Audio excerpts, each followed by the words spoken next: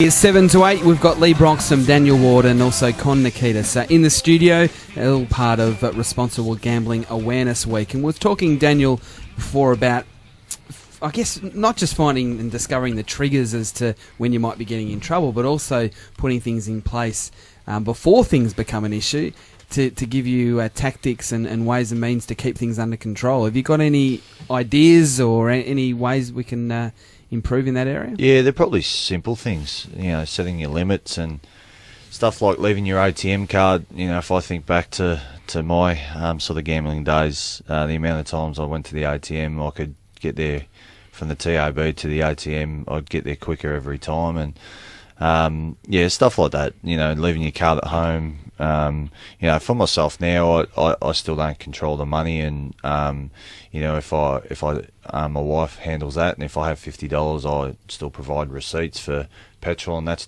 type of stuff, and that's how I had to get to being a gambling addict, and I don't know how long I'll do that for, but that's the rest of my life. I've just had a basic toxic relationship with money and can't handle it, and and a lot of gamblers are in the same boat. Before Mick asks a couple more questions, Con, just on that, because I think Daniel makes a good point about ATMs and how dangerous that they can be, particularly in a hotel environment. And I guess things have been done now. There's limits as to how much money you can actually withdraw from an ATM in a pub, and I'm sure that helps, whether it be poker machines or whether it be pub tabs or whatever the case may be, to help people keep in control and not spend too much money. Yeah, and look, and the state government has made a big effort in this space, and they've banned ATMs out of hotels. So there's really no ATMs in hotels anymore, and that legislation came in the 1st of January of 2012. Anecdotally, has that made a big difference? Oh, it has, absolutely. And look, and part of it is it's now FPOS transactions, and it's all about our staff interacting with customers. And what FPOS does, it makes you interact with a staff member. So, as Daniel said, if someone's can't control how many times they need to go to the ATM, well, the ATMs don't exist anymore.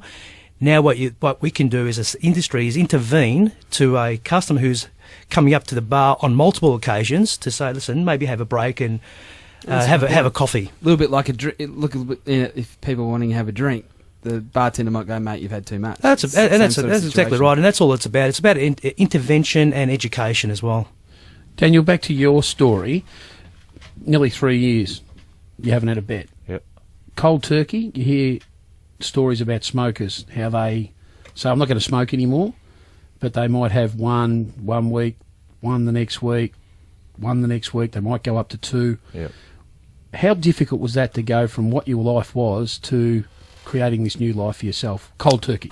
Yeah, it was difficult early, and I thought, and again, that's where I continued to do the wrong thing, because I thought I can live without it. It just became part of me and part of what I did on a daily basis. And look, I was lucky that I had a lot of family and friends that supported me, and they actually placed an intervention on me because it was too strong for myself. And so basically went over to Adelaide for treatment, and I understand not everyone can do that. I was lucky enough I could do that.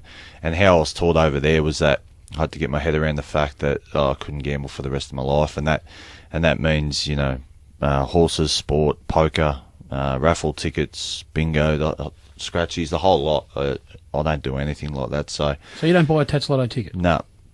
Because that what is deemed as a trigger to say I'm gambling again? It's a prize, and even if at the football club I'm involved in, if they have a raffle ticket or something, I'll give them a donation, but I don't want the actual prize. And okay. And look, that may seem a bit full on to some people, but if that's the worst thing in my life, that that I have to live my life now, for the sake of being around my family and getting a bit of respect back from people, that's nothing to ask.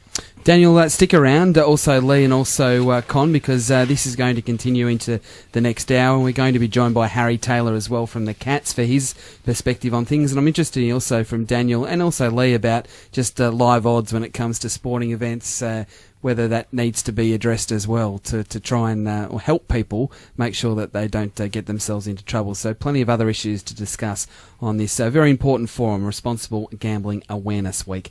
We'll take a break. Coming up to 8 o'clock. Stick with us on RSN right throughout the course of the morning.